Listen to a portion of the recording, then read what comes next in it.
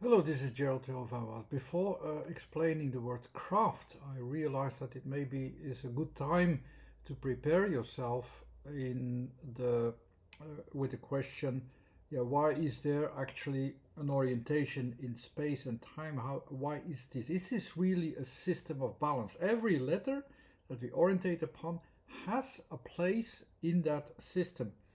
And it has also a geometrical foundation, and I will show you the foundation, the first level of that foundation in this video, the horizontal plane of orientation. Of course, then you have also vertical and diagonal, and all these letters fit in there, and we look for a balance, what we want to define.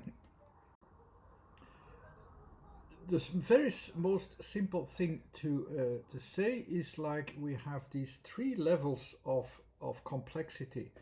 A stable focus, where we can have that stable focus, that's the first level. That's the horizontal plane, the stable plane on the plane of the earth, as a matter of speaking, where you have 9 letters that fit in there. Together they also form a three-dimensional orientation in space, where we have just one point needed to make that point available for interpretation. When time is involved, this point in space, yeah, there are 2 points in space, of course, and we compare them. So we have another 9 letters, and by comparing them, we also create not just a stable point that has that continuation also in time on a horizontal plane. It is continuation is, let's say, endangered because there is instability. We can't keep the focus on one point. 2 points are needed because there's change involved.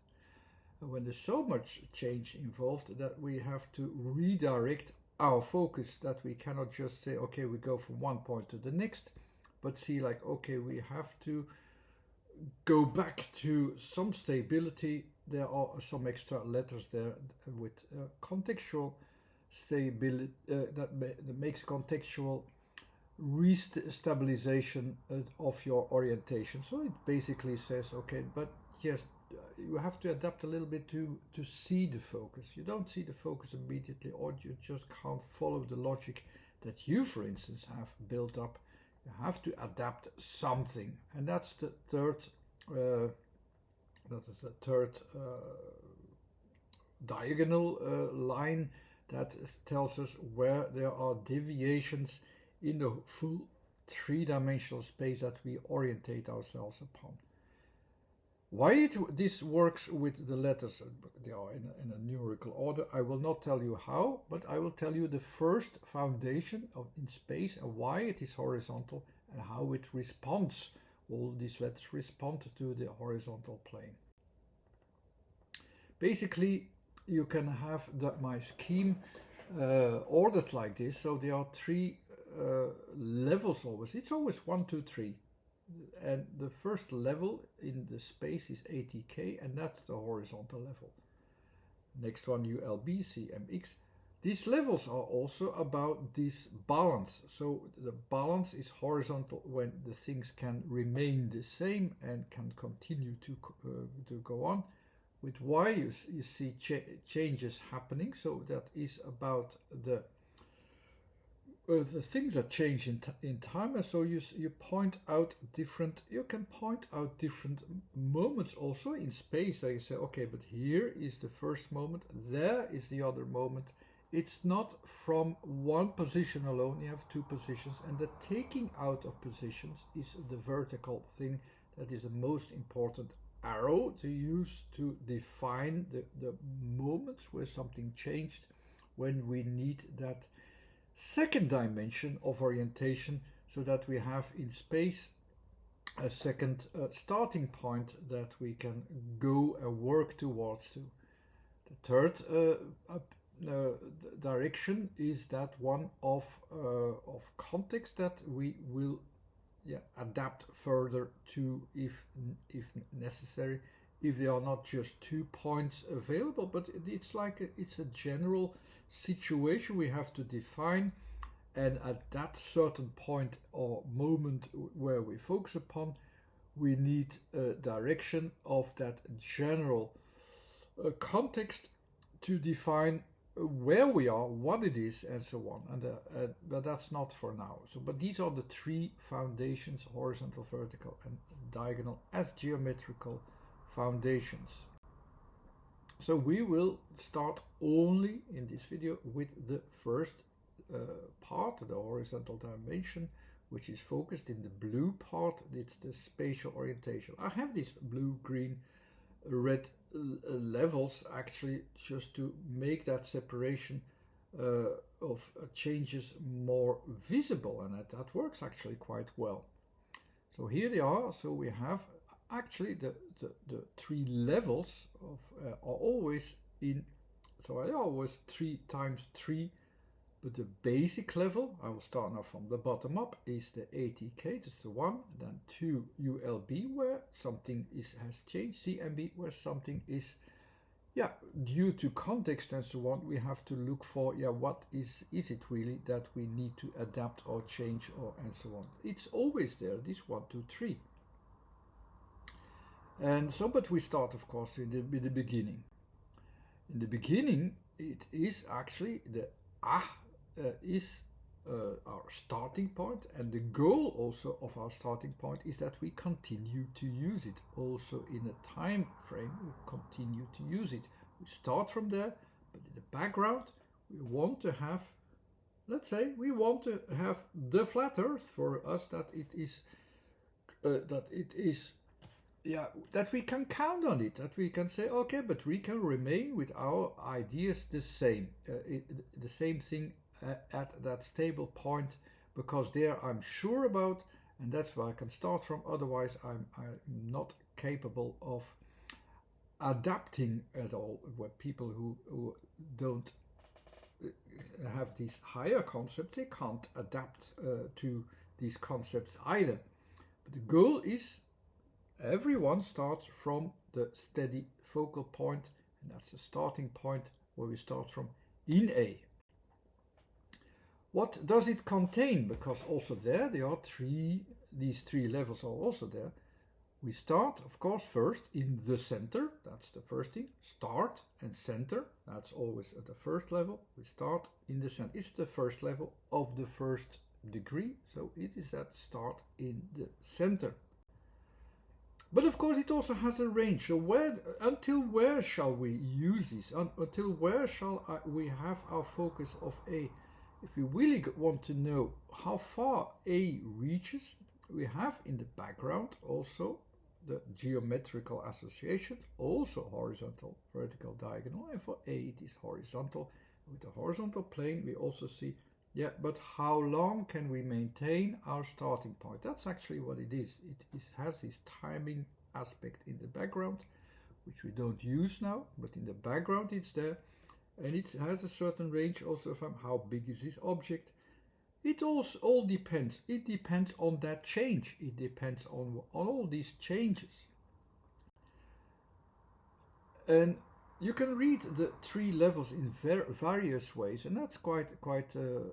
I do that I showed that to you also in various different definitions, and that so that you can read them in several different ways, but they're also very logical. It is if you have a center point and you want to keep your center point, and you want to have the focus over, with a center point, you take the full thing. So that's also quite logical. You take the full object actually.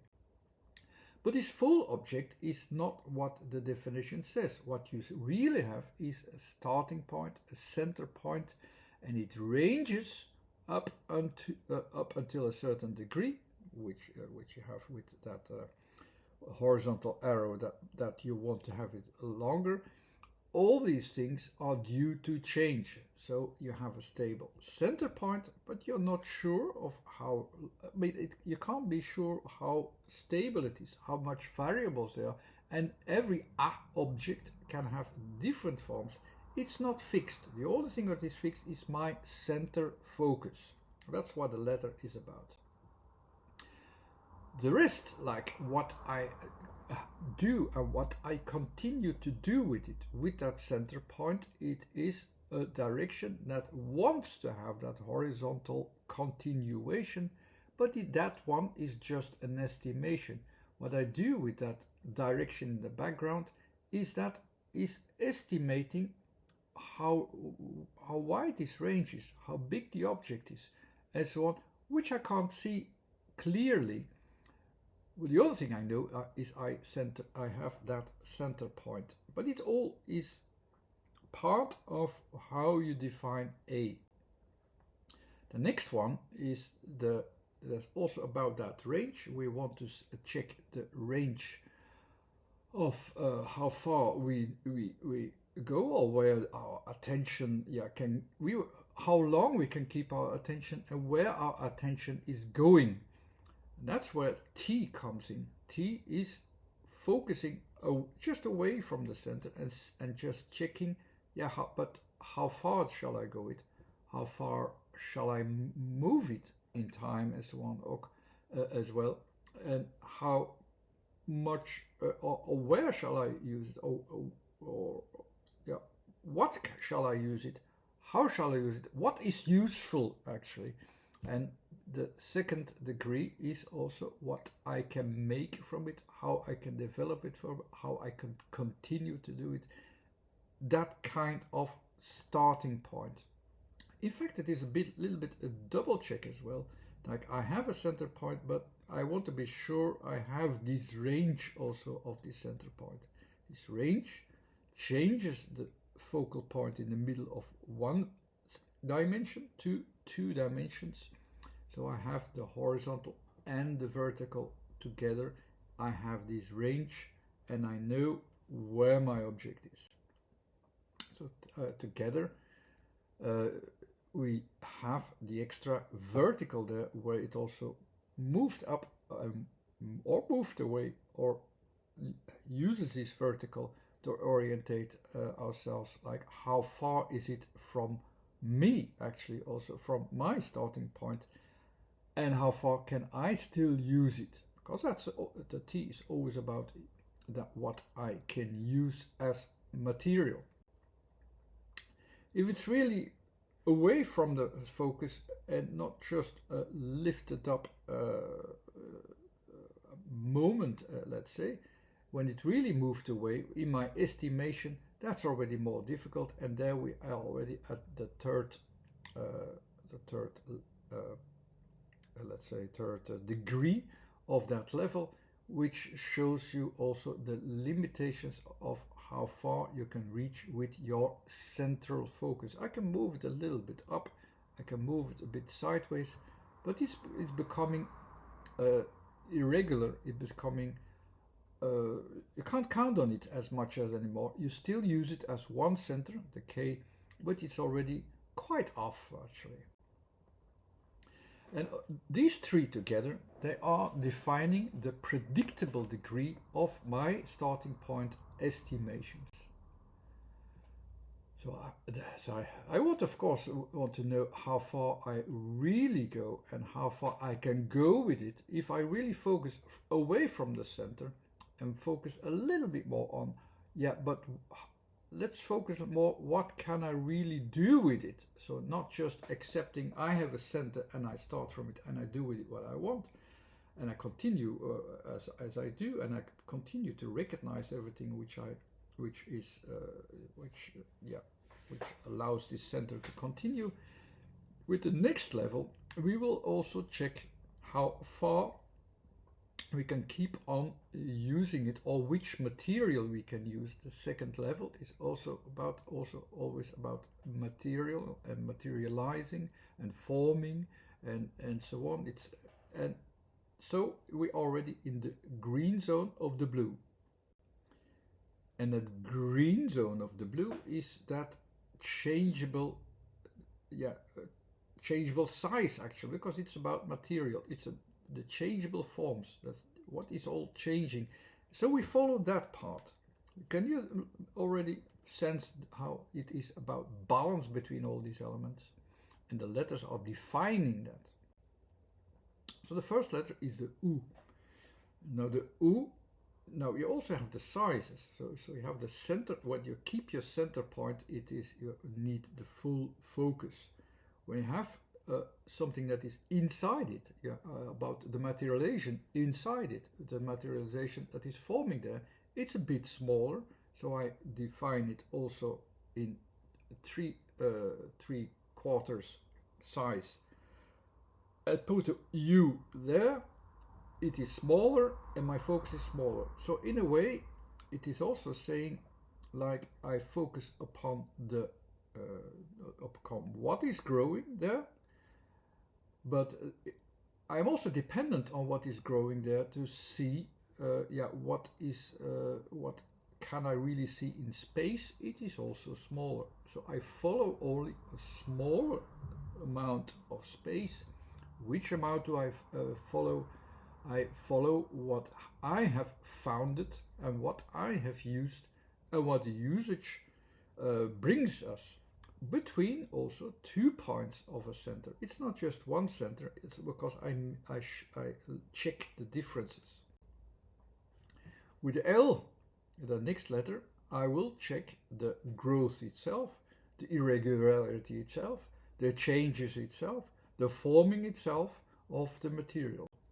With the B, I see how far that evolution goes. I see that it's already leaving my center point quite further away, and I see that it's going elsewhere, and also go to that focus elsewhere already, like you have here the B at the side, because I have some choices as well where to go to. I have here B in K, or here B in L. It's all diagonal, but I have some choices, as you see, even from the center out. But if you see already all the letters with its variations, it's becoming already easily confusion what to do with it, where it's going to, and so on. So, and we started from a center focus. We're not going we were not yet looking at, but where is everything going to? Where is it going to in a time process? No, we want to keep our focus, keep our starting focus. And you saw it already in B, we were losing the grip already a little bit from, but it's hardly keeping its center focus, even though it starts from that center focus, it is losing it a bit. So we have to refocus last time. The last level is where we realize our limits, and we refocus in the first letter of that, re-centralize there, and that's the C. So we move to the focus where we have a limited control at the limits what we can, and the C will be the first refocusing in space so that we can keep that center foundation. And even if we move that to another place, which we can, like where it is combined with K, it's still within the range of space. It is smaller because that's the last level is always the smallest part, so we're starting to lose it. We're checking the limits, we're checking the borders.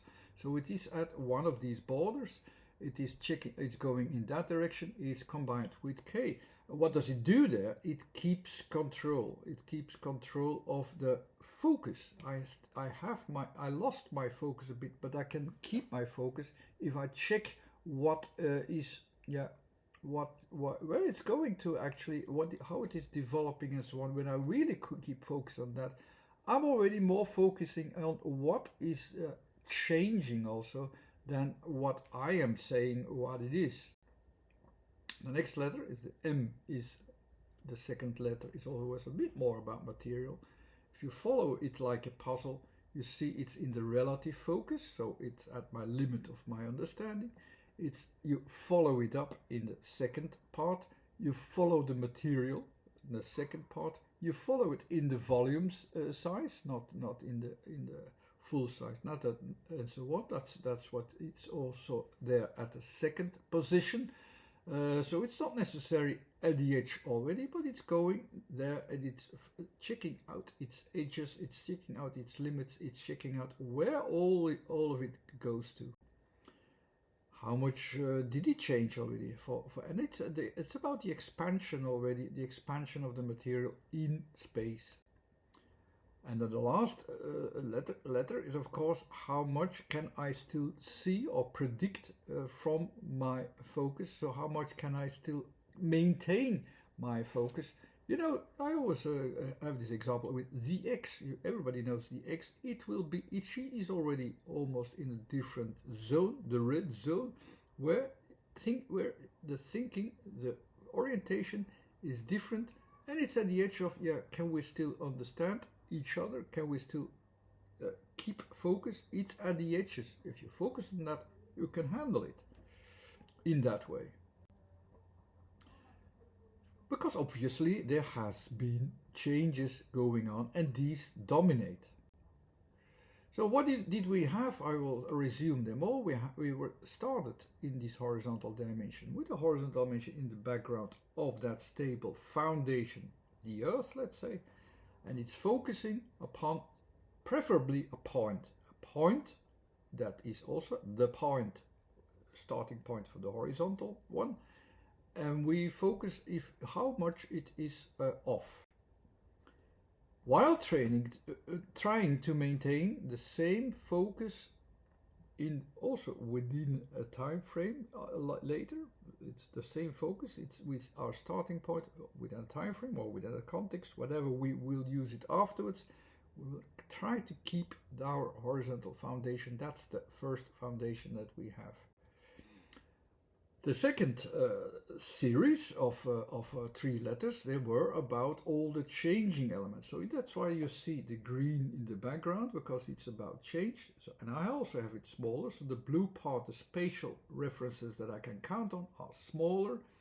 And also my focus are not so pointed anymore. So the points are in between 2 points, let's say, the horizontally, vertically, or diagonal. Yeah, where can the diagonal all be? It can be in different places, but we will adapt because we know the changes and we will see how much the balance is like in the B. And the horizontal line was, of course, in the first degree, the first 3 letters. It was for that we wanted to have a continuation of stability. Also, the idea of that we wanted to have a stable starting point. We want to continue with our opinions about how everything looks like. And the second degree of the letters, that's the extra letters, we will already adapt. And we know that there are some adaptations. So because there's growth process, there are changes in the background. Still focus on space within these 2 points. And this is actually the space of a more limited range of still following what is known, what we want to continue, within a 2-dimensional context of that foundation in that horizontal line. And we are aware of these changes in the background. So in ATK we looked for the stability. I will continue it in ULB. We are checking actually already the instability and see where it's going to. And just the letters in detail, a little bit more detail. So with U, we follow the direct range of what works now at this moment. So it's there also now accidentally in the middle. We are following what we know, and we follow that part. We follow that what works, and of course at the same time we realize what does not work. And this is all in the perspective of a continuation in the background, this horizontal. The L is about these changes that we notice, and these are, so of course it's a vertical, so often it will emphasize this up level, and the B will be about how far can we grasp something. It's also about grasping what we still continue to start from our viewpoint. With L it was also a continuation from our starting point, and we see what works well or less well. And of course we then also know how wide already what we know is related to what we see in reality. Last part is when it's already, yeah, it's already becoming difficult in, like in B. Where shall we focus upon to? Because where will it lead to? Where will it go to? Can I keep my focus of centralization? If you too stubborn to use your own starting point as a starting point and not just follow what is needed, you will lose it. So the focus more quietly, slowly goes to the results themselves. So my focus also goes to the results themselves. My focus itself will move, and that's typical for the third level always of 1, 2, 3. I will go to check actually where my focus better goes to, so that I can keep a focus. It's still about keeping focus and the keeping focus of the horizontal, and there I need that diagonal for. So with my diagonal I will estimate where shall I go to. Actually I can continue horizontally with C. I can okay, there are changes, but I can continue vertically with M, and there are a lot of changes, and I have to make changes and so on, but with X. And I think now you already have a good idea what this three-dimensional world is, where we have all the letters as estimations, and we use them in language as estimations. We follow the change, what is changing in the vertical, and we follow the changes in the vertical. We continue what we are doing by estimation in the horizontal plane. 3 dimensions in one center point. Of course there are 3 dimensions in total, so the next level, which I will not explain now, is about timing, and that's about the vertical part, which are all the moments that makes a difference, where you will notice, okay, but this moment is different as that moment, and there are some changes in it, and then you start to define all these things. The changes are defined also with a 3-dimensional orientation, just in the same way as a spatial orientation. 2 times actually, so it is with these interactions as well, so it is actually the 6-dimensional world if you really start to count that, but it's 3 dimensions of one condition and 3 dimensions of different conditions, and of course then the calculation between that on the time frame to calculate that what is going on. You have your starting point and you have a new end point where you direct that. A suggestion actually also given by someone else, another situation, and so on, in language, and it demands some checking out what it is. And the last one is of course already about adaptation. That's the full 3 dimensions in 3 dimensions, where you have an extra diagonal dimension, where it focuses completely on what is needed to change, because you can't maintain your first center and have to go to a new center and have to use that one as a starting point to be in a good order with what reality demands and what reality really is. So you have also in small, you have these 3 levels as well. So in a very small way, you have ATK all stable in the horizontal plane, ULB already open to change and checking the changes and so on, and CMX already open to adapt and so on. All these 3 balances within space are already there. And just one example, so what is for instance the X?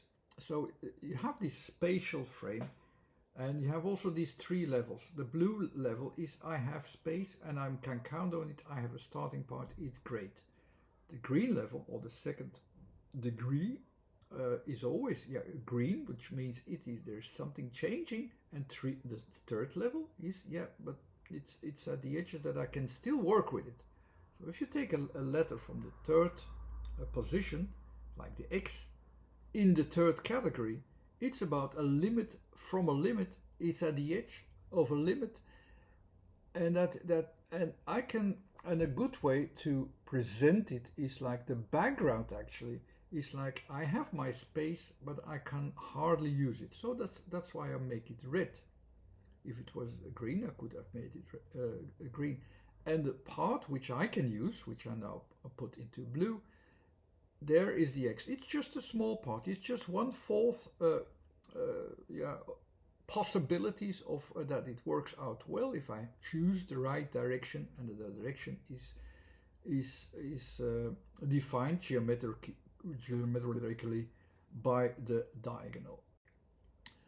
Why do I have this preparation? Because it will help you for the next word and guides you, because I have these 3 levels presented, and maybe you don't know what I'm doing, so that's why I also presented a part of the theory that is understandable, why letters have certain positions and why do we use them, how do we use them, where that comes from, why it automatically goes into this balancing out thing, as if we have this in our inner ear, a balancing out factor, that we hear the difference and we give it an order so that we have that kind of balance. I actually don't know why this is fitting so well. It is as if it is that, let's say, universal geometry, how things tend to build upon and build further upon, simply because it's so simple.